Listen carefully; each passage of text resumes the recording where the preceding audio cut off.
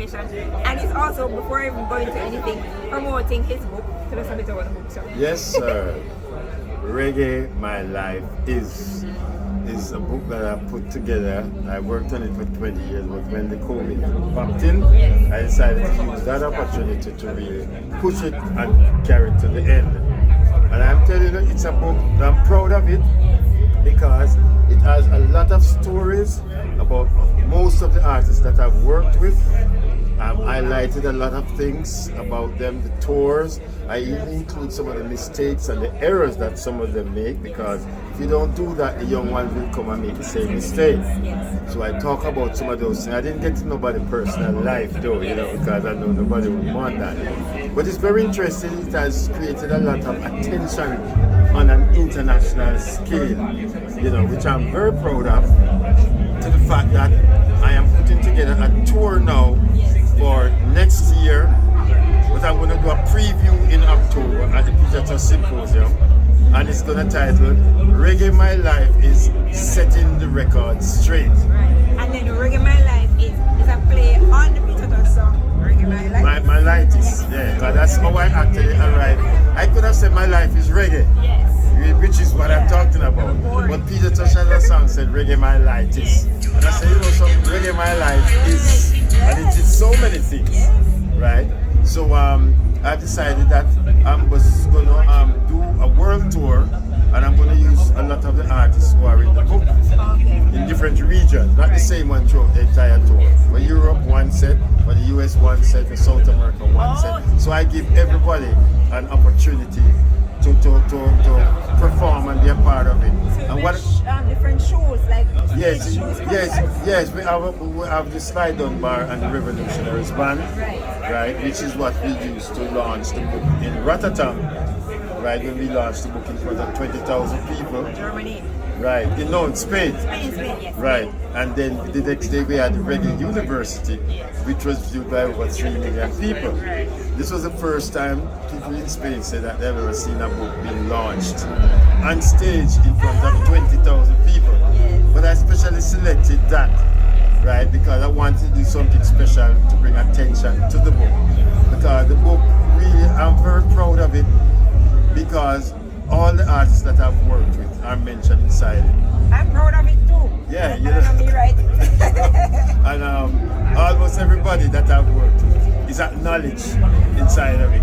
And I put out a thing that if anybody who I've worked with and they didn't see the name mentioned, let me know, because volume 2 is working on now, right? Because I've gotten offers from a certain NBC channel to do a documentary, but I want to augment volume 2 with volume 1 so we can have something good. And the great thing about it is that most of those people have read the book and they have seen the pictures about some of the stories, and when they go and see the Bob Marley One Love movie, they see something different.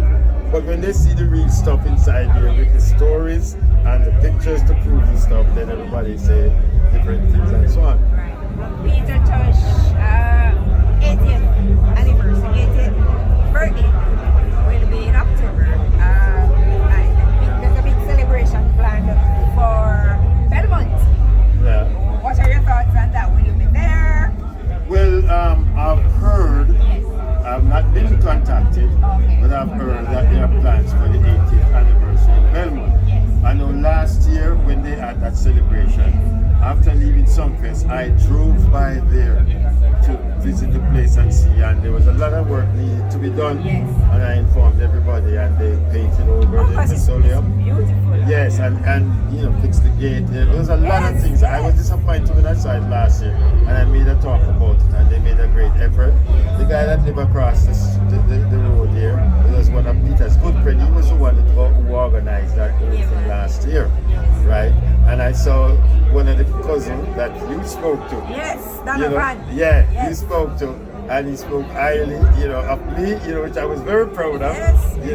Because he said you were the one who made Peter start making money and got rich. Copeland Forbes. Where's that? I was the manager for Peter when I met him. When Copeland around him, I say he make a money.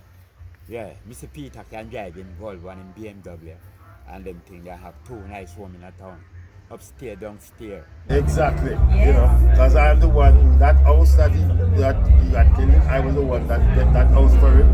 Through Claudette Kemp, who was the manager for Capeton, because she was in real estate at that time when he got that house.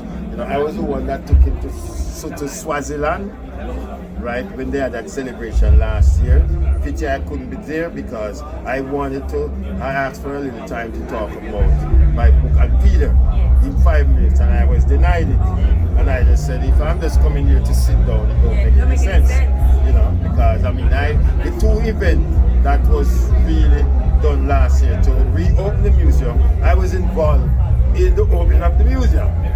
And I was involved in taking Peter to Swaziland. So how could I be going to a function of that nature and just sit down to make up numbers? You know, in Westmoreland, there are some persons who are saying the museum should be at his birthplace in Belmont. Yeah. What are your thoughts on Yeah, that? really and truly, it should be.